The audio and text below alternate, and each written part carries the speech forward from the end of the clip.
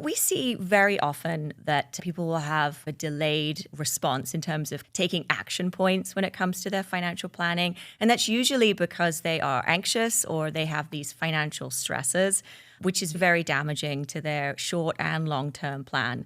We'll see people who are worried about things or they have these anxieties that you mentioned before.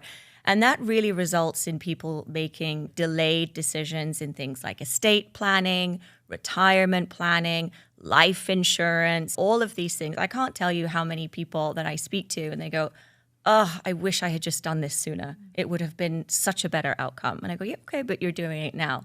Can you tell us a little bit about your experience with that type of stress? Anytime we are in a state of stress, we tend to fall back on our less healthy defense mechanisms and behaviors because we are regressing to that lower common denominator of our self state where we are feeling threatened. And so we might engage in behaviors that are either destructive outwardly or internally.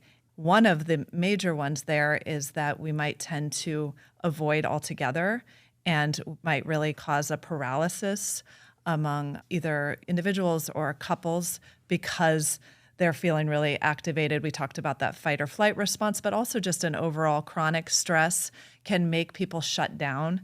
That is just really understandable about our human nature and our psychology, is that we tend to fall back on some of those less evolved, healthy strategies. That's why we need to work through that and in maybe a therapy setting so that we can get more regulated, deal with that stress directly, look at those underlying issues, and go back to the finances with a clear head and move forward on the things we need to do to have a healthy financial life.